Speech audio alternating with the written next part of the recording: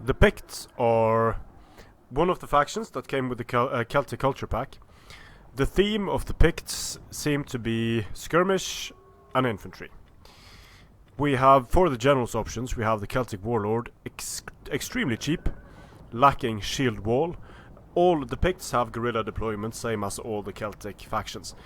The Celtic Warlord is, shame on you, almost a copy of the Germanic nobles and the Nordic warlord generals. Very, very similar. Once again, the general has surrounded himself with a bunch of armored idiots. The Celtic nobles, not much better. You could call these guys Germanic nobles, but of course they are better because they are a DLC unit, so of course they have to be better. They have to have scare, they have to have more armor and more health. That goes without saying, since they are a DLC unit. Then we have the followers of Morrigan. Not a huge fan of these followers of Morrigan. They are less tanky than the Celtic nobles, but they have and also they can run amok now, or go berserk. Going berserk is not something you want your general to be doing too much of. Then you lose control of him, and he can be just kited away from the battlefield by a cavalry unit. Then we have the Celtic Levy. All of these spear units are sort of similar in that they have... the Celtic Levy doesn't have the spear wall, but these Celtic spears, very light spears and medium spears. So they are light units. They will have problems standing up to cavalry charges. They are much better if they can join a fight that is already happening. In terms of melee infantry, we have very cheap Celtic Band with good offensive capabilities. Sort of a carbon copy of the Freemen, of the Franks. Celtic Warband, a nice bit of armor, very low melee defense, decent attacking stats. Whether they are worth it compared to the Celtic Band depends on what you need them to do. You can buy yourself a bit more time with the Celtic Warband, but both of these units will die and run away from the battlefield very quickly. The Celtic Band has a very nice speed. Then we have the Celtic Woodrunners, very nice speed as well, shield wall, but shield wall on a unit that has 18 armor is not... it's decent. It's not great, but it's decent. You get shield wall for very cheap, so definitely a unit that can be useful. Scottish teachers, only 60 men in, or women I should say, only 60 women in the unit, very high melee damage, very high melee attack. Their charge bonus is ridiculous. It's DLC level ridiculous. They can go berserk, guerrilla deployment, bit of armor, bit of health. They scare, so these Scottish teachers are, in my opinion, what the Norse Berserkers and basically every Berserker unit in the game should be. Smaller unit size, great charge potential, the ability to do a lot of damage in an extended fight, but they should also be relatively cheap, and these units are that. They are cheap, but they're also only half the unit size of a normal unit, so that needs to be kept in mind. Celtic Warriors, again, decent armor, very low melee defense, decent charge, high melee attack. Decent, just decent. And the Pictish swords are... they are very good sword infantry. The only problem is they are sword infantry. They have very low melee defense, and they are more expensive than UR warriors, while lacking any kind of bonuses versus infantry. So while they are a strong unit, they are also a liability, but they will hold forever with their 108 morale. Black Blades, good charge bonus, good weapon damage. They have the 1426 swords. Good morale. These units can also go berserk, and they sort of share the same vulnerabilities and problems as the Pictish swordsmen. They will stay in the fight forever, but being that they are an elite sword unit, their place in an army is questionable. For the axe infantry, the Celtic axe band is a huge fuck you to the Nordic to the Nordic factions, they pay 200 more for any kind of decent single-handed axe unit. They are decent units, I have tested them, and they do not beat units like Hirdman, so swords that cost a similar amount. Main reason for that being, I believe, very low melee defense due to them having a sword, because in other categories their stats are better or similar to the sword units. However, they lack shield wall, of course, and although they have a 5 bonus versus infantry now, which is decent, but it's still not enough to make them good at head-on engagements. They need to be joining blobs in order to be effective. Celtic Axe Warriors start to become a bit too expensive for my tastes.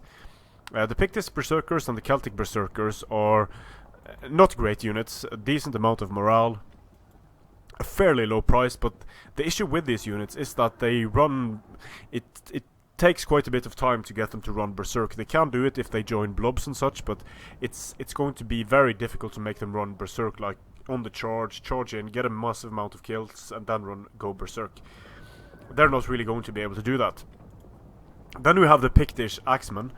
Again, very high morale, but they are very expensive, and these units are also a big fuck you to the Nordic factions. They have a bit of armor, a bit of melee defense, decent charge bonus, just decent stats overall. But again, they share the same problems as all single-handed axe units do. With 10 bonus against infantry, maybe. But in my opinion, single-handed axes, close to worthless at the moment. We have very cheap Celtic Bows. 100 is very reasonable price for these crappy units. They can use their flaming to good effect against cavalry.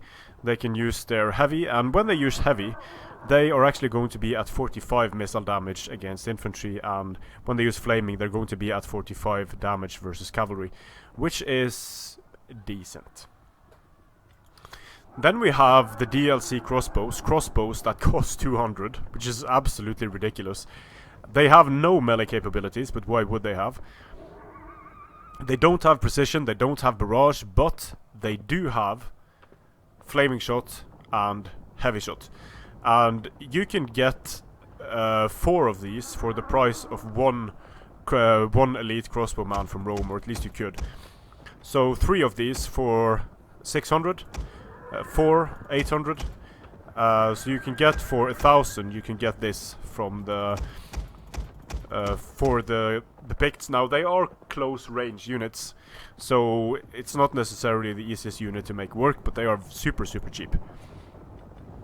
Then we have the Celtic Brigands. They are decent skirmishers, but they are javelin skirmishers, so they have the same strengths and weaknesses as any other javelin skirmisher. It might be easier to use them because of their guerrilla deployment. Who am I kidding? Then we have the Mormire Cavalry. These guys can actually beat Germanic Horse now. It's sort of even between them, because they have high melee attack, decent amount of weapon damage, no bonus against large, decent charge bonus, just overall decent stats, but they are not cavalry killers. You need skirmishers to kill the cavalry if you're playing as the Picts. Then we have Celtic Cavalry Raiders, very low on the missiles, but I think these are intended to be sort of your dual purpose units, because they have spears, so do these guys, and so do these guys. The Mounted Spear Raiders, yeah, they're called Mounted Spear Raiders, so they kind of a giveaway that they have spears there. But yeah, they cannot use they don't have Parthian shot, which sort of limits their usefulness a bit, but they can be nice in supporting cavalry fights. No Parthian here either, and no Parthian here either. But this is the Round Shield Raiders, they have decent stats, decent health, decent armor, a nice bonus, and they're also heavy skirmisher cavalry, but against melee cavalry of the same quality, they just die. However, needs to be said that they have an insane amount of missile damage and a 30 bonus versus cavalry. Using flaming, they have a ridiculous bonus of 45 against cavalry, so you do not need many volleys from these guys before they start paying for themselves. They have the potential, but it's just going to be super hard to make this unit work, but they have a huge damage potential against cavalry. If they had Parthian, it would be a super interesting unit, but now that they don't, it's going to be a unit that requires a lot of intense micro. Then we have the Gazehound, the Sighthound Spears, and the Wolfhound Spearmen. All of these your basic dog units, with the difference being that some of the dogs are medium, heavy, and very heavy. The Handlers also have slightly different stats, but they're such a small unit that it doesn't matter too much. They all pretty much suck anyway. They can do a bit of damage if they join a cavalry fight when they've sent their dogs. They can call their dogs back in and such. In campaign, dogs are super useful units. The same goes for skirmish cavalry and skirmishers in general, but in multiplayer it's all about the cavalry and the longer range on the archers, the Germanic archers more specifically. So with the Picts you get a lot of cheap infantry, and you get the pleasure of watching that cheap infantry get mauled to death by cavalry after your own cavalry is dead. Strength and honor.